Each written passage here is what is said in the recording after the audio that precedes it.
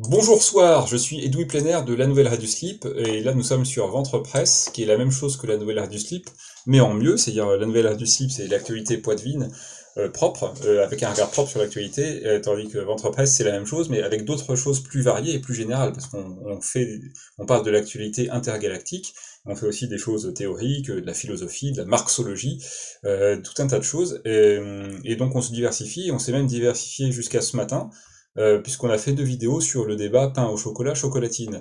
Et ça, c'est pourquoi? C'est simplement du racolage, pour avoir plus d'audience. On essaie de capter des gens qui sont intéressés par ce débat pour les emmener sur nos autres vidéos qui sont, elles, beaucoup plus intéressantes.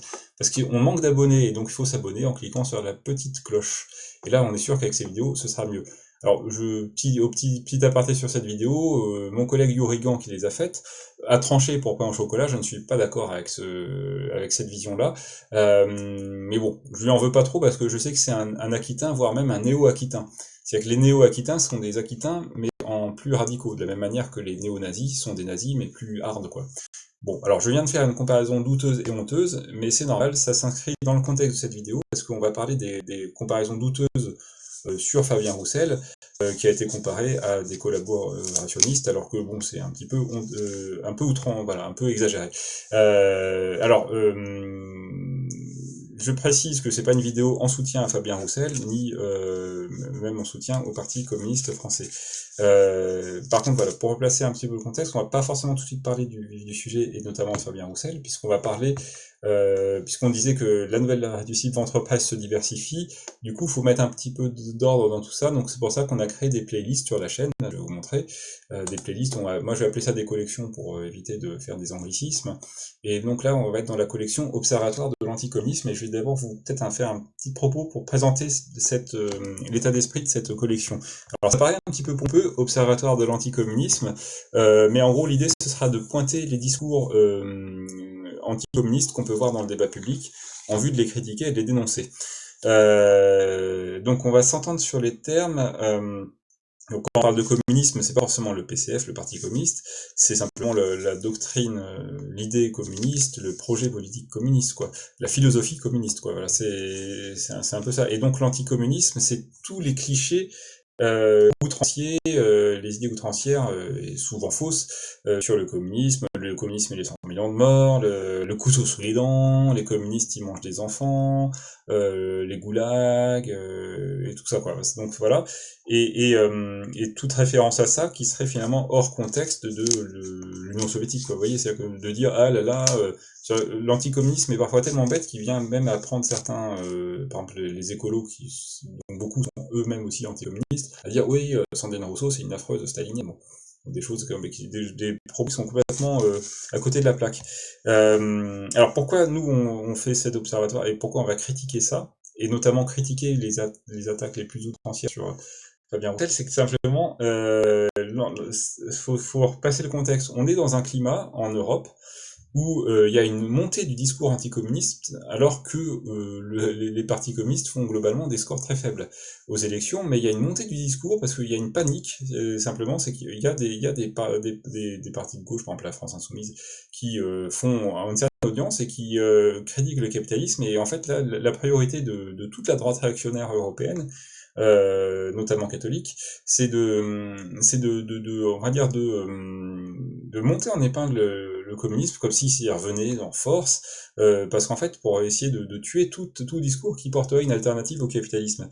Donc c'est pour ça qu'on va critiquer l'anticommunisme, et aussi souvent parce que dans les discours anticommunistes et les anticommunistes les plus actifs, c'est souvent, ça va souvent être porteur après d'idées réactionnaires.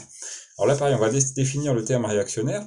Alors on va distinguer le terme réac, qui est un terme familier. Bon, moi je suis réac parce que je place la fourchette à gauche, pardon, de l'assiette, et le couteau à droite parce que c'est comme ça qu'on me l'a appris. Donc réac, ça peut être synonyme de vieux jeu. Par contre réactionnaire, c'est un sens plus profond, plus politique. C'est-à-dire que ce serait le retour à un ordre précédent, mais qui serait moins émancipateur que l'ordre actuel, quoi. En gros, pour concrètement, ça va être ce serait revenir d'un point de vue économique, ce serait revenir par exemple à un capitalisme où il y aurait aucun droit du travail, par exemple. Ça, aucune convention collective. Ça, c'est réactionnaire, par exemple. Ce qui peut être réactionnaire aussi, c'est de revenir sur la République pour revenir en arrière en disant Napoléon c'était bien ou revenir à l'ancien régime. Ça,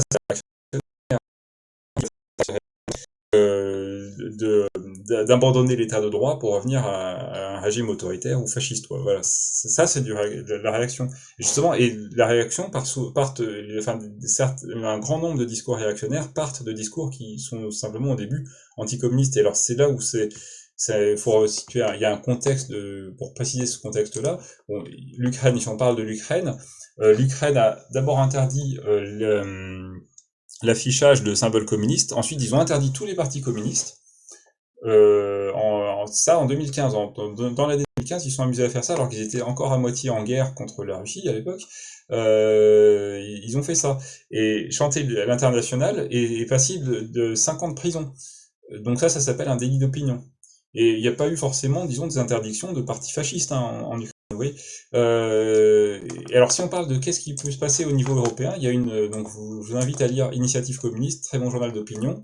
En 2019, il y a eu une résolution, en deuxième moitié 2019, une résolution de la Commission, enfin de l'Union européenne, pardon, qui a été proposée par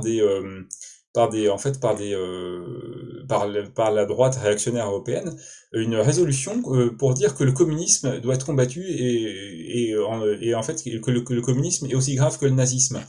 Et donc ça c'est honteux. Et alors ça, plutôt que de mal dire ça, je vais plutôt lire le communiqué qu'a fait le Parti communiste français à la suite de cette résolution. Donc je cite. La résolution adoptée par une majorité du Parlement européen à l'initiative des ultraconservateurs, donc là il précise d'où ça vient, sur la mémoire historique est une insulte aux peuples d'Europe et du RSS qui ont combattu le nazisme et qui l'ont vaincu. Pour rappel, alors, on va pas faire un débat sur l'URSS, mais en gros, quoi qu'on pense de l'URSS, il y a eu 20 millions de morts de soviétiques qui sont morts en éradiquant en combattant le nazisme. Voilà, donc dire que l'un et l'autre c'est la même chose, il faut arrêter les conneries. Après, bon, petite parenthèse, si vous voulez critiquer l'URSS, lisez des gens qui ont critiqué l'URSS, mais en essayant de la dépasser par la gauche, c'est-à-dire des trotskistes ou des situationnistes. Et après, lisez aussi, par exemple, l'initiative communiste qui, eux, seraient plutôt à défendre le bilan de l'URSS. Là, vous ferez un avis, mais vous faites-vous un avis avec des sources qui ne sont pas des sources réactionnaires, quoi. Donc je reviens sur le communiqué. La confusion entretenue entre les crimes et le cauchemar bureaucratique et policier du stalinisme d'une part et le communisme d'autre part ne vise pas à condamner le totalitarisme, mais plutôt à discréditer toute perspective de justice et d'égalité. Le renvoi dos à dos du communisme et du nazisme et du révisionnisme, c'est du révisionnisme, car cela revient à diluer l'imprescriptibilité des crimes contre l'humanité commis par le nazisme et le fascisme et condamnés à Nuremberg. Voilà, donc ça veut dire qu'en gros, si on fait ça, si les discours anticommunistes ne servent qu'à banaliser les idées réactionnaires, voire les idées d'extrême droite et les idées fascistes. Si je fais un parallèle avec des choses qui peuvent se passer en France, on est en train de dire oui, la NUPES, la France insoumise, ce sont hors de l'arc républicain par rapport à les trucs qu'ils disaient sur la police ou je sais pas quoi. Du coup, ça c'est une manière en fait de banaliser le Front National. Parce que pour le rendre eux comme plus responsables que ces furieux gens de gauche, quoi, vous voyez. Et c'est le même schéma de pensée que cette résolution anticommuniste. Donc voilà. Et après, cette résolution est une honte pour la majorité des députés européens qui l'ont votée. Et c'est là aussi parce qu'il y a le problème de la résolution, là je viens d'évoquer ce en quoi ça pose problème, ça crée un climat qui favorise le développement des idées réactionnaires, voire des idées d'extrême droite. Mais en plus, qui l'a voté? Et c'est là où c'est aussi un scandale, quoi. C'est étonnant qu'on en parle pas plus que ça.